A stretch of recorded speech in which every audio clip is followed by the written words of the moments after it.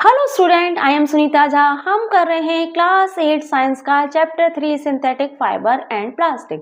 अपने previous video में मैंने आपको प्लास्टिक की प्रॉपर्टी बताई थी। मैंने आपको बताया था कि प्लास्टिक हमारे लिए कितना यूजफुल है। आज के समय हम प्लास्टिक का हर फील्ड में यूज कर रहे हैं। प्लास्टिक से बनी हुई वेराइटी आज के समय में मार्केट में आपको ढेरों मिल जाएंगी, क्योंकि प्लास्टिक में प्रॉपर्टी ही ऐसी है। प्लास्टिक की प्रॉपर्टी ऐसी है कि हम इससे थिन और फ्लेक्सिबल शीट से लेकर थिक और टफ आइटम तक बना सकते हैं। प्लास्टिक कितना यूजफुल है ये तो हमने अपने प्रीवियस वीडियोस में पढ़ा है और हम अब तक पढ़ ही आ रहे हैं कि प्लास्टिक कितना काम का मटेरियल है। लेकिन प्लास्टिक के कुछ ड्रॉबैक भी हैं, इससे कुछ प्रॉब्लम्स भी हैं। तो प्लास्टिक से क्या क्या प्रॉब्लम हो सकती है वह हम इस वीडियो में जानेंगे।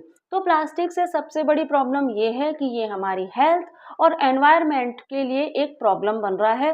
तो वह कैसे, ये हम देख लेते हैं। तो देखिए, प्रॉब्लम विद प्लास्टिक हमारा जो टॉपिक है, यहाँ पे हम पढ़ रहे हैं when plastic were introduce they were held as a wonder material. जब प्लास्टिक इंट्रोड्यूस हुआ तो वह एक वंडर मटेरियल के रूप में जाना जाता था, क्योंकि उसका हर फील्ड में यूज किया जा रहा था। आज भी प्लास्टिक वंडर मटेरियल ही है।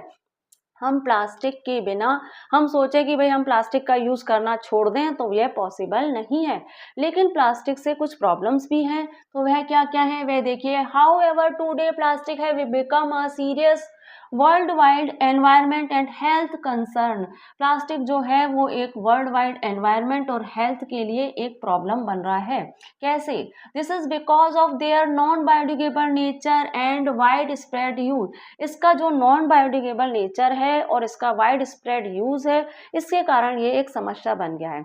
नॉन बायोडिग्रेडेबल नेचर होने के कारण क्या होता है, डीकम्पोजर इस पे अपना इफेक्ट नहीं डाल पाते हैं और ये जैसे होते हैं वेस्ट होने के बाद ये एनवायरनमेंट में जैसे पड़े रहते हैं वैसे ही पड़े रहते हैं। रोड वगैरह पे या यहाँ पे ग्राउंड वगैरह में हम इनको जिस तरह से छोड़ देते हैं ये वैसे ही रहते हैं, क्योंकि माइक्रो ऑर्गेनिज्म इस पे अपना असर नहीं डाल पाते हैं। और इसका हम यूज तो वाइडली यूज कर रहे हैं, हम इसका यूज में तो कोई कमी आ रही नहीं है और डिकम्पोज ये हो नहीं पा रहे हैं, तो ये एक समस्या बन रहे हैं।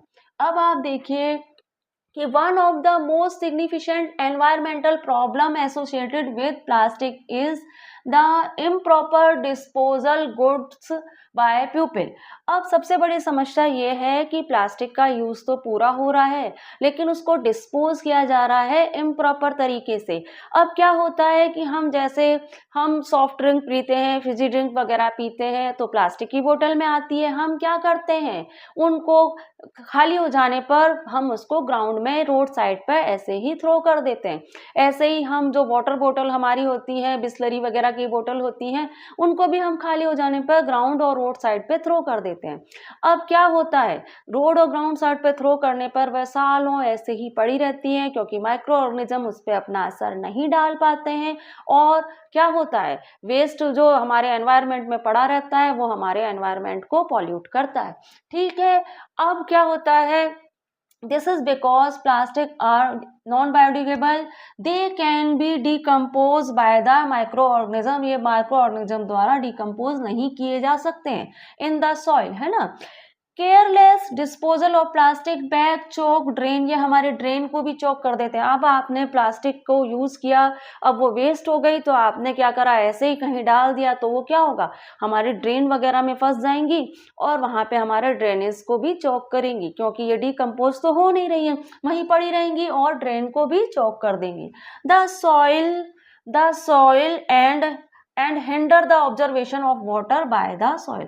अब क्या होता है, जैसे ये ग्राउंड वगैरह में प्लास्टिक के ढेर लग जाते हैं, अब क्या होगा कि जो हमारी सॉइल है, अब ग्राउंड में तो प्लास्टिक का ढेर लगा हुआ है, अब हमारी सॉइल वाटर को कैसे ऑब्जर्व करेगी।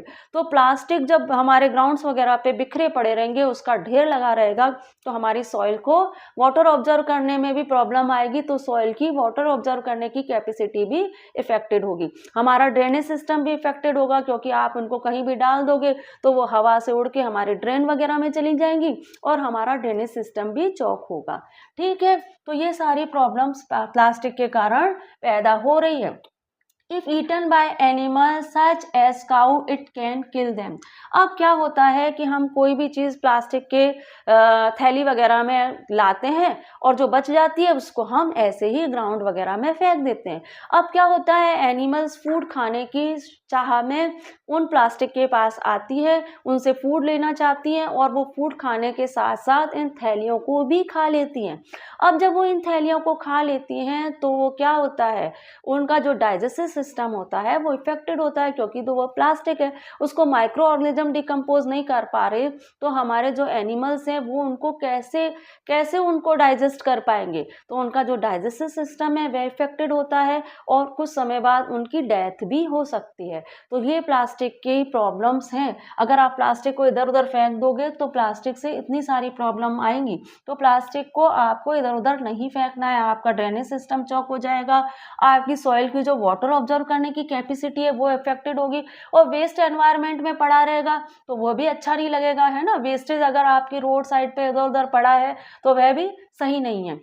वो इतनी सारी प्रॉब्लम प्लास्टिक के साथ आ रही है, तो सबसे बड़ी बात तो हमें यह समझ आ रही है यहाँ पे पढ़ने पे कि प्लास्टिक के वेस्ट को इधर उधर थ्रो नहीं करना है, ठीक है। When plastic are dumped in water they result in water pollute. और अगर आप प्लास्टिक को वाटर में डंप कर दोगे तो भी क्या होगा, वाटर पॉल्यूट हो जाएगा। अब क्यों क्यों भाई वाटर क्यों पॉल्यूट हो रहा है, क्योंकि वही प्रॉब्लम है, क्योंकि डिकम्पोज तो हो रहे नहीं है। अब डिकम्पोज हो जाए तब तो कोई दिक्कत नहीं है।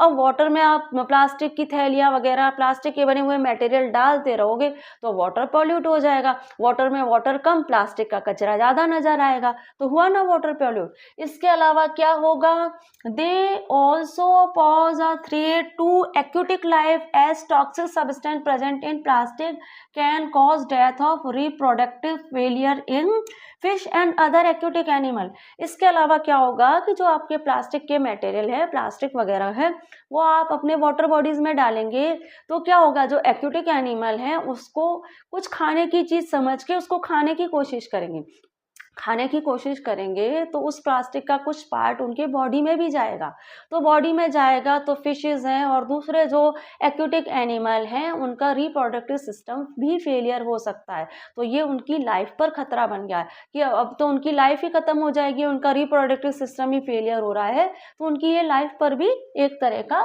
खतरा है। अब आप देखिए, when plastic are burn they produce toxic gases and smoke that cause air pollution. अब आप प्लास्टिक को बर्न करोगे तो ये टॉक्सिक गैसेस और स्मोक प्रोड्यूस करेंगे, एयर को पॉल्यूट करेंगे, उस एयर को हम लेंगे, तो जब हम उस एयर को लेंगे तो हमें हेल्थ प्रॉब्लम होगी। अब स्टूडेंट मैं आपको कुछ इमेजेस दिखा रही हूँ, इससे आपको आइडिया होगा कि प्लास्टिक के ओवर यूज से क्या क्या प्रॉब्लम्स आ रही हैं। तो आप इस इमेज को देखिए, ये है एक ग्राउंड जिसमें पूरे ग्राउंड में प्लास्टिक बिखरा पड़ा है ना। आप देख रहे हो कि पूरा ग्राउंड जो है वो प्लास्टिक से भरा पड़ा है। अब बारिश होगी तो बारिश का पानी जो होगा वो ऊपर ही ऊपर रह जाएगा, क्योंकि पूरा ग्राउंड तो प्लास्टिक से भरा पड़ा है। अब पानी ऊपर ही ऊपर रह जाएगा, सॉइल वाटर को ऑब्जर्व नहीं कर पाएगी, तो सॉइल की वाटर ऑब्जर्व करने की कैपेसिटी इफेक्टेड होगी, पूरी तरह से होगी। ये आप इस इमेज को देख के आइडिया लगा सकते हो। और इस तरह की कंडीशन आज के समय में बहुत जगह देखने को मिलती है कि प्लास्टिक जगह जगह बिखरा पड़ा है। वेस्ट प्लास्टिक हमारा जो है वो ग्राउंड में, फील्ड में, कई जगह आपको बिखरा हुआ मिल जाएगा, क्योंकि हम उसका यूज ही इतना कर रहे हैं। यूज इतना करेंगे तो वेस्ट तो निकलेगा ही। तो इस तरह से ग्राउंड वगैरह में या फिर किसी भी खाली प्लॉट में, खाली जगह पे प्लास्टिक जब इस तरह से बिछा पड़ा रहता है और बारिश होती है तो सॉइल जो होती है वो वाटर को ऑब्जर्व ही नहीं कर पाती है, क्योंकि पानी तो पूरा ऊपर ही रहता है। तो हमारी जो सॉइल है उसकी वाटर ऑब्जर्व करने की कैपेसिटी भी इफेक्टेड होती है ऐसी कंडीशन में, ठीक है। अब आप इस इमेज को देखिए, आप यहाँ पे देखिए, जो डोमेस्टिक एनिमल है वो प्लास्टिक के बैग में कुछ ढूंढ रहे हैं। क्या ढूंढ रहे हैं? अपने लिए खाने की चीज़ ढूंढ रहे हैं, क्योंकि हम क्या करते हैं, हम प्लास्टिक के बैगों में, प्लास्टिक की पॉलीथीन थैली में खाने का कुछ ना कुछ आइटम डाल के जो वेस्ट हो जाता है बाहर ग्राउंड वगैरह में फेंक देते हैं, और हमारे जो डोमेस्टिक एनिमल हैं वो फूड खाने की चाह में इन प्लास्टिक को भी खा जाते हैं और उनकी डेथ तक हो जाती है। होती है। तो ये बहुत ही बुरा इफेक्ट है प्लास्टिक के मिसयूज़ का। ये मिसयूज़ है प्लास्टिक का। प्लास्टिक के मिसयूज़ करने के कारण इस तरह के इफेक्ट आते हैं हमारे डोमेस्टिक एनिमल्स की लाइफ पे। अब आप देखिए, ये है हमारे एक्वेटिक एनिमल। ये हमारे एक्वेटिक एनिमल हैं। अब आप देखिए कि ये पानी में रहते हैं, तो पानी में जो भी मिलता है वही तो खाएंगे ये। तो हम क्या करते हैं, हम बड़े ही आसानी से हमारा जो भी प्लास्टिक का वेस्ट होता है, प्लास्टिक के बैग, प्लास्टिक की बोतल, जो भी होता है सब पानी के अंदर डाल देते हैं। अब ये एक्वेटिक एनिमल क्या होता है, इसको फूड समझ के इसको खाने की कोशिश करते हैं, और थोड़ा बहुत भी अगर इनके पेट में जाता है तो थोड़ा थोड़ा करके क्या होता है, इनकी लाइफ को इफेक्टेड करता है और इनकी भी डेथ हो सकती है प्लास्टिक से, क्योंकि ये डिकम्पोज तो हो नहीं पाते ना इजीली, तो इनकी लाइफ पर भी खतरा है। तो इस तरह से हमारे जो डोमेस्टिक एनिमल है, एक्वेटिक एनिमल है, उनको भी उनकी लाइफ पर खतरा है प्लास्टिक के इस तरह से मिसयूज़ करने पे। अब आप देखिए कि मैं आपको एक इमेज और दिखाती हूँ। यहाँ पे क्या हो रहा है, यहाँ पे प्लास्टिक को बर्न किया जा रहा है। अब प्लास्टिक को बर्न करने पे आप देखिए कि किस तरह से धुआं निकल रहा है। बिल्कुल पूरे एनवायरनमेंट में काला काला धुआं निकल रहा है, क्योंकि कार्बन निकल रहा है और काला धुआं निकल रहा है। अब ये काला धुआं जब आप सांस लोगे तो आपकी सांसों में भी तो जाएगा, तो आपकी हेल्थ को इफेक्टेड नहीं करेगा? बिल्कुल करेगा आपकी हेल्थ को।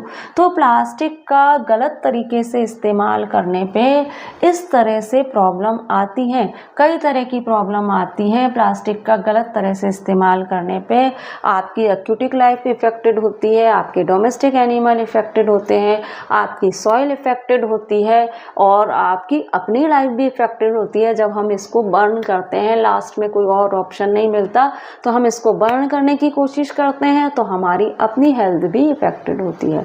तो प्लास्टिक के लिए कुछ ना कुछ सॉल्यूशन तो निकाला होगा हमने, तो वो सॉल्यूशन क्या है वो हम अगली स्लाइड में देख लेते हैं।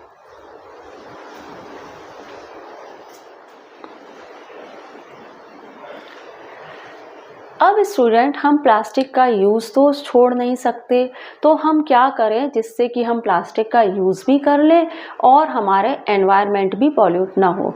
तो उसके लिए हम अच्छे सिटीजन होने के नाते 4R प्रिंसिपल अपना सकते हैं। 4R प्रिंसिपल क्या है? रिड्यूस, रीयूज़, रिसाइकिल और रिकवर। अब जो ये इनको R प्रिंसिपल नाम क्यों दिया गया है? इनको R प्रिंसिपल नाम इसलिए दिया गया है क्योंकि इसका फर्स्ट अल्फ़ाबेट जो है वो R है। अब स्टूडेंट, रिड्यूस से आप क्या समझते हो? रिड्यूस से मतलब है कि आप क्या करें, प्लास्टिक के कुछ मटेरियल को यूज़ करना छोड़ दें, है ना। जैसा कि नाम से ही पता पड़ रहा है, रिड्यूस कर दें, प्लास्टिक के कुछ मटेरियल को आप यूज़ करना छोड़ दें। इसमें सबसे आसानी से आप क्या काम कर सकते हो, क्योंकि प्लास्टिक के आप इतने हैबिचुअल हो, तो सबसे आसानी से आप क्या कर सकते हो? सबसे पहला काम तो आप यह करो कि अगर आप एक शॉपकीपर हो तो आप प्लास्टिक के बैग में सामान देना बिल्कुल छोड़ दो। प्लास्टिक के बैग में सामान देने के बजाय आप अपने कस्टमर को पेपर बैग में सामान दें।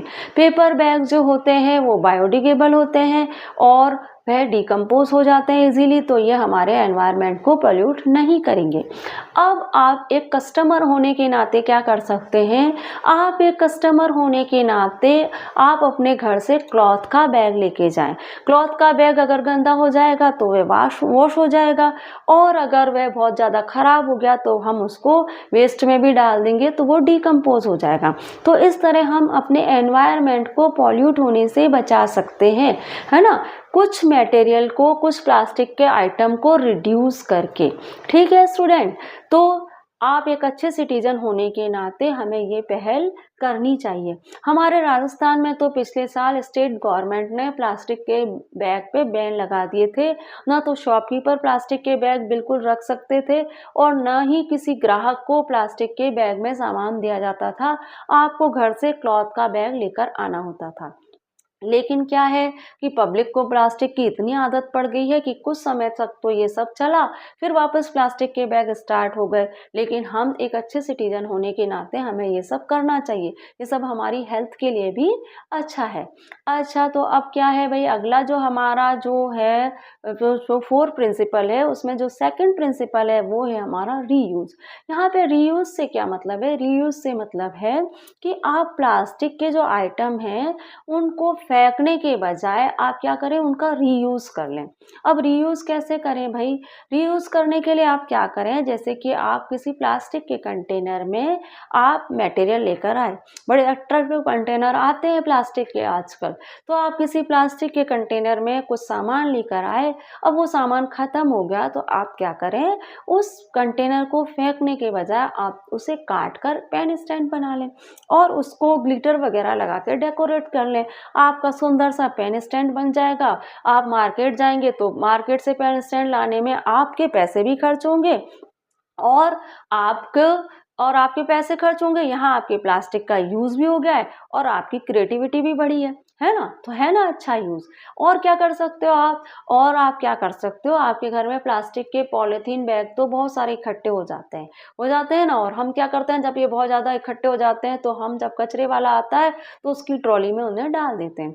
आप क्या कर सकते हो, इन प्लास्टिक के जो पॉलीथीन बैग होते हैं इनको लंबी लंबी स्ट्रिप काट लीजिए कैंची से और फिर क्या करिए, उन्हें वीव कर लीजिए। आप ये कलरफुल तो होते ही हैं, पिंक कलर के भी आते हैं, वाइट भी आते हैं, ग्रीन भी आते हैं, ब्लैक भी आते हैं। तो ये कलरफुल जो आपके जो प्लास्टिक के बैग्स थे उनको आपने वीव कर लिया और क्लॉथ जैसा एक मटेरियल बना लिया। अब इस क्लॉथ जैसे मटेरियल से आप कई तरह के डेकोरेटिव पीस बना सकते हैं। बहुत ही अट्रैक्टिव और सुंदर डेकोरेटिव पीस बन सकते हैं हम इस प्लास्टिक से। तो ये हुआ हमारे प्लास्टिक का रीयूज। ठीक है, तो आप ये सब कर सकते हैं। ये हमारा सेकंड प्रिंसिपल है, सेकंड आर प्रिंसिपल है, जिससे हम प्लास्टिक का रीयूज करके हमारे एनवायरनमेंट को पोल्यूट होने से बचा सकते हैं। अब तीसरा जो प्रिंसिपल है, तीसरा आर प्रिंसिपल है, वह है हमारा रिसाइकिल। तो रिसाइकिल से क्या मतलब है? रिसाइकिल से स्टूडेंट मतलब ये है कि जैसे आपके घर में साल भर में जो वेस्ट निकलता है तो उसमें प्लास्टिक का वेस्ट भी बहुत सारा होता है। तो आप क्या करें, उस प्लास्टिक के वेस्ट को दे दें कबाड़ी वाले को। कबाड़ी वाले को वो प्लास्टिक का वेस्ट दे दें, वह उनको फैक्ट्री में ले जाएगा। फैक्ट्री के मालिक क्या करेंगे, उस प्लास्टिक के जो वेस्ट है उसको मेल्ट करके, उसको रिसाइकिल करके एक नया मटेरियल बना देंगे। क्योंकि प्लास्टिक की क्वालिटी होती है कि वह इजीली मेल्ट हो जाता है, इजीली मोल्ड हो जाता है, इजीली मेल्ट हो जाता है। और प्लास्टिक के जितने भी मटेरियल आते हैं उसमें अधिकतर जो मटेरियल होते हैं वो रिसाइकिल हो पाते हैं। तो जब प्लास्टिक में रिसाइकिल होने की क्वालिटी है तो हम उसे वेस्ट में क्यों डालें, उसे हम कचरे में क्यों डालें? हम कबाड़ी वाले को दे दें, कबाड़ी वाला फैक्ट्री में ले जाएगा, फैक्ट्री का मालिक उसे मेल्ट करेगा, मोल्ड करेगा और एक नए प्लास्टिक के मटेरियल में कन्वर्ट कर देगा। तो क्या हुआ, वह हमें दोबारा एक प्लास्टिक का मटेरियल मिल जाएगा और जो रॉ मटेरियल से जो प्लास्टिक बनने का जो प्रोसेस है, उस प्रोसेस में जो एनर्जी लगी है वो एनर्जी भी वेस्ट नहीं होगी और हमें एक प्लास्टिक के पुराने जो मटेरियल था जो हम वेस्ट करना चाहते थे उससे हम एक नया प्लास्टिक का मटेरियल बना लिया हमने। तो हुआ, एनवायरनमेंट की हेल्प हुई, है ना? तो इस तरह से हम एनवायरनमेंट की हेल्प कर सकते हैं प्लास्टिक को रिसाइकिल करके। अब हमारा जो फोर्थ प्रिंसिपल है वो है हमारा रिकवर। अब रिकवर से क्या मतलब है? रिकवर से मतलब है कि भाई आपने प्लास्टिक को रीयूज किया, रिसाइकिल भी किया। अब रीयूज और रिसाइकिल करने के बाद भी क्या होता है कि कुछ वेस्ट बच जाता है। अब उस वेस्ट का क्या किया जाए? अब जो ये वेस्ट बच गया रीयूज और रिसाइकिल करने के बाद भी, तो आप इन्हें क्या करें, वेस्ट प्लांट होते हैं ना, वेस्ट मटेरियल प्लांट होते हैं, वहाँ पे आप इस जो वेस्ट आपका प्लास्टिक है वहाँ पे आप इसे दे आइए। तो वहाँ पे उसका ये क्या करेंगे, ये वेस्ट मटेरियल जो प्लांट होते हैं वहाँ पे इन वेस्ट से भी एनर्जी उत्पन्न कर ली जाती है, एनर्जी ये एनर्जी वेस्ट मटेरियल से एनर्जी उत्पन्न करके उसका यूज़ कर किया जाता है इन प्लांट में। तो इन प्लांट में अगर हम इन वेस्ट को दे आएंगे तो ये हो जाएगा, रिकवर हो जाएंगे, ये जो वेस्ट है वो भी रिकवर हो जाएंगे। तो इस तरह से हम 4 प्रिंसिपल का यूज़ करके हम प्लास्टिक से जो हमारा एनवायरनमेंट पॉल्यूट हो रहा है उसको पॉल्यूट होने से बचा सकते हैं, और हमारी हेल्थ पे जो बैड इफ़ेक्ट आ रहे हैं उससे भी हम बच सकते हैं। तो देखिए 4 प्रिंसिपल मैंने आपको समझा दिए हैं और बोर्ड पे भी मैंने वही लिखा है, हम एक बार पढ़ लेते हैं। देखो तो क्या है, व्हाट इज सॉल्यूशन, सॉल्यूशन क्या है, सॉल्यूशन ये है, hence like a good citizen by using 4R principle we can protect our environment for pollution, this 4 principle is as follows, है ना। तो अच्छे सिटीजन होने के नाते हम 4R प्रिंसिपल अपना सकते हैं हमारे एनवायरनमेंट को पॉल्यूशन से बचाने के लिए। और ये 4R प्रिंसिपल क्या क्या है, ये है reduce, reuse, recycle and recover. ठीक है स्टूडेंट, अब आप देखिए रिड्यूस क्या है, we should reduce the use of non biodegradable things made of plastic that are harmful to us. हम रिड्यूस कर सकते हैं नॉन बायोडिग्रेडेबल थिंग्स को जो कि प्लास्टिक से बनी हुई है, जो कि हमारे लिए हार्मफुल भी है ना। तो एग्जांपल क्या है, do not accept plastic bag when you go out for shopping, instead ask for paper bag and cloth bag, है ना। और जब आप शॉपिंग पे जाओ तो आप प्लास्टिक बैग को एक्सेप्ट ही नहीं करो, उसकी जगह आप लो पेपर बैग, और अगर शॉपकीपर के पास पेपर बैग नहीं है तो आप अपना क्लॉथ का बैग लेके जाओ और उसमें ही सामान लेके जाओ। तो इस तरह से आप प्लास्टिक को रिड्यूस करके आप एनवायरनमेंट की हेल्प कर सकते हैं। प्लास्टिक के बने हुए कुछ मटेरियल को तो हम रिड्यूस कर ही सकते हैं हमारे एनवायरनमेंट को पॉल्यूट होने से बचाने के लिए। ठीक है, अब आगे देखिए, आगे आप रीयूज कर सकते हो प्लास्टिक का। We should reuse the waste of plastic instead of throw it away। अब प्लास्टिक को इधर उधर फेंकने के बजाय आप क्या कर सकते हो, उसका रीयूज कर सकते हो। We can make a pen stand from a beautiful plastic bottle, है ना। प्लास्टिक की ब्यूटीफुल बोतल को फेंकने के बजाय आप उसका पेन स्टैंड बना दो, ग्लिटर वगैरह लगा के ब्यूटीफुल सा, है ना। We can make decorative pieces by cutting plastic bag into long thread.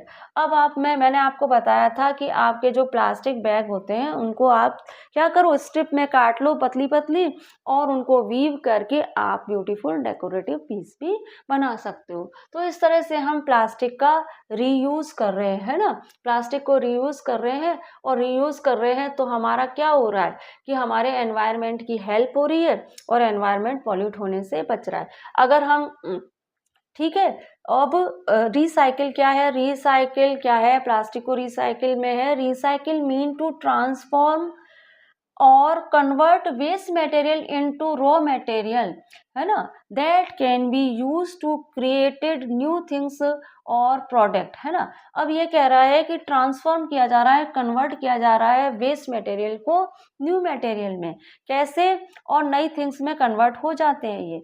अब आपने क्या करा, जो वेस्ट मटेरियल था, आपके घर का जो वेस्ट था, उसको आपने फैक्ट्रीज और कंपनी में जब आपका कबाड़ वाला देकर आता है तो वो क्या होता है, उससे हम रॉ मटेरियल बना लेते हैं, उसी प्लास्टिक से हम रॉ मटेरियल बना लेते हैं, और उसी रॉ मटेरियल से हम न्यू प्लास्टिक की थिंग्स बना लेते हैं।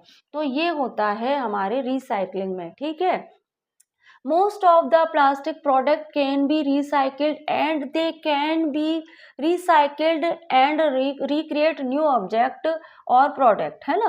तो जितने भी हमारे जो प्लास्टिक के मटेरियल होते हैं उनको हम रिसाइकिल कर सकते हैं और नए ऑब्जेक्ट में कन्वर्ट कर सकते हैं। ठीक है, that are readily available to buy at cheaper price. अब जब ये रेडी हो जाते हैं तो हमारे लिए अवेलेबल होते हैं चीपर प्राइस में, तभी तो प्लास्टिक इतना फेमस है। एक तो वो बहुत जल्दी बन जाता है, इजीली मोल्ड हो जाता है, इजीली मेल्ट हो जाता है, और किसी भी शेप और किसी साइज में कन्वर्ट हो जाता है और इसके अलावा ये प्राइस में भी चीप होते हैं। इसीलिए तो ये प्लास्टिक इतने पॉपुलर है, लेकिन इसके जो साइड इफ़ेक्ट हैं उनको भी ध्यान में रखते हुए हमें अच्छे सिटीजन के नाते इन सब बातों का ध्यान रखना चाहिए। ठीक है, अब देखिए, to aid recycling of plastic garbage, two type of bin are made available by the municipality, a green and blue bin. Biodegradable waste such as food items should be thrown into the green bin, and recycled waste such as plastic and glass which cannot be degraded by microorganisms such by throw into the blue bin. अब यहाँ पे कहा जा रहा है कि ये बात मैं आपको बताना भूल गई कि जो हमारे म्युनिसिपैलिटी है उसने भी हमारे एनवायरनमेंट को पॉल्यूट होने से बचाने के लिए कुछ तरीके अपनाए हैं। आपने देखा होगा कि आपके जो कचरे वाला आता है आपकी लोकेलिटी में, उसकी जो ट्रॉली होती है उसमें दो साइड होती हैं, एक तो होती है ब्लू साइड और एक होती है ग्रीन साइड। तो ग्रीन साइड जो होती है वो तो होती है जो होती है वो बायोडिग्रेडेबल वेस्ट के लिए होती है, और जो ब्लू साइड होती है वह होती है नॉन बायोडिग्रेडेबल वेस्ट के लिए। अब यहाँ पे आपसे भी ये उम्मीद की जाती है कि आप अपने घर में जो डस्टबिन रखें उसमें भी दो साइड हो, एक तो आपकी ब्लू बिन हो और एक हो ग्रीन बिन। आजकल मार्केट में जो डस्टबिन आ रहे हैं वो एक ही डस्टबिन में दो साइड आ रही हैं, एक तो ब्लू बिन आ रही है, एक ग्रीन बिन आ रही है। आप इस तरह का डस्टबिन लेकर आएँ और आपके घर में जो नॉन बायोडिग्रेडेबल वेस्ट निकल रहा है उसको आप ब्लू बिन में डालें, और जो बायोडिग्रेडेबल वेस्ट निकल रहा है सब्जियों वगैरह के जो पील्स वगैरह होते हैं तो वो जो आपके जो होते हैं बायोडिग्रेडेबल वेस्ट होते हैं उनको आप ग्रीन बिन में डालें। फलों वगैरह के जो छिलके होते हैं, सब्जियों का जो कचरा होता है वो सब आप कहाँ डालें, वो आप ग्रीन बिन में डालें। तो जब आपका कचरे वाला आए तो आप जो नॉन बायोडिग्रेडेबल वेस्ट है उसको ब्लू बिन में डालेंगे और बायोडिग्रेडेबल वेस्ट को आप डालेंगे ग्रीन बिन में। अब इससे क्या होगा, इससे ये होगा कि जो आपका बायोडिग्रेडेबल वेस्ट है उसको तो क्या करेंगे, पिट बना के डाल दिया जाएगा डिकम्पोज होने के लिए, पिट में डाल दिया जाएगा डिकम्पोज होने के लिए, और जो आपका नॉन बायोडिग्रेडेबल वेस्ट है उसको रिसाइकिल होने के लिए भेज दिया जाएगा इंडस्ट्रीज वगैरह में। तो ऐसे बहुत बड़ी हेल्प होगी एनवायरनमेंट की अगर हम एक अच्छे सिटीजन बने और म्युनिसिपैलिटी के इस अच्छे कदम की में उसकी हेल्प करें, तो ये हमारे एनवायरनमेंट के लिए बहुत हेल्पफुल होगा। अब आप देखिए, जो 4 हमारा प्रिंसिपल है, 4R प्रिंसिपल है, वो क्या है, रिकवर है। तो रिकवर जो है उसमें आपको क्या करना है, उसमें आपको करना है कि भाई मैंने आपको बता दिया है ना, वो बता चुकी हूँ मैं 4R प्रिंसिपल आपको, लेकिन यहाँ पे हमने लिखा नहीं है, उसको मैं अगली स्लाइड में आपको बता देती हूँ। ठीक है स्टूडेंट, अब हम हमारे 4R प्रिंसिपल को भी देख लेते हैं। हमारा 4R प्रिंसिपल है रिकवरी। तो हमारा 4R प्रिंसिपल जो कि रिकवर है ये कह रहा है, if there is any garbage left over after it has been reused and recycled, we can use it to generate energy at our waste to our energy plant. This is referred to as recovery. अब यहाँ पे कहा जा रहा है कि अगर आपने जो आपके पास प्लास्टिक है उस प्लास्टिक का आपने रीयूज़ किया, उससे कोई मटेरियल बना लिया या उससे कोई डेकोरेटेड पीस बना लिया, उसके बाद भी कुछ वेस्ट बच रहा है या फिर आपने उसको रिसाइकिल किया, रिसाइकिल करने के बाद भी कुछ वेस्ट बच रहा है, तो आप क्या करें, उस वेस्ट को वेस्ट एनर्जी प्लांट में ले जाएं। वहाँ पे क्या होगा, उस वेस्ट को जनरेट किया जाएगा और उसे जनरेट करके उससे एनर्जी उत्पन्न की जाएगी और उस एनर्जी को किसी और काम में लिया जाएगा। तो जो वेस्ट बच गया है उस वेस्ट को भी आप वेस्ट एनर्जी प्लांट में ले जाइए, वहाँ उसे जनरेट करके उससे एनर्जी पैदा करके उसे किसी और काम में लिया जाएगा। इस तरह से जो हमारे 4R प्रिंसिपल हैं, अगर हम उनको यूज़ करेंगे तो हम हमारे एनवायरनमेंट को प्लास्टिक से पॉल्यूट होने से बचा सकते हैं और वो हमारी हेल्थ के लिए भी अच्छा रहेगा। तो स्टूडेंट हमें ये सब करना चाहिए, क्योंकि हमें प्लास्टिक का यूज़ तो करना पड़ेगा, प्लास्टिक बड़े काम की चीज़ है। लेकिन अगर हम इन 4R प्रिंसिपल को अपना लेंगे तो वो हमारी हेल्थ के लिए और हमारे एनवायरनमेंट के लिए अच्छा होगा। तो ये हमें करना चाहिए एक अच्छा सिटीजन होने के नाते। अब स्टूडेंट इस तरह से मैंने आपको सिंथेटिक फाइबर और प्लास्टिक पूरा चैप्टर डिटेल में करा दिया है। इसके हर टॉपिक को हमने डिटेल में किया है। अब हम करेंगे इसी चैप्टर के क्वेश्चन आंसर, जिसमें हम MCQ, fill up, match up, short answer, long answer और अगर कोई डायग्राम वगैरह होगा तो उसको भी समझेंगे। हर चीज़ को डिटेल में करेंगे। क्वेश्चन आंसर भी हम वैसे ही करेंगे जैसे हमने चैप्टर किया है। तो स्टूडेंट अगले वीडियो में हम मिलते हैं इसी चैप्टर के क्वेश्चन आंसर के साथ। So thank you for watching.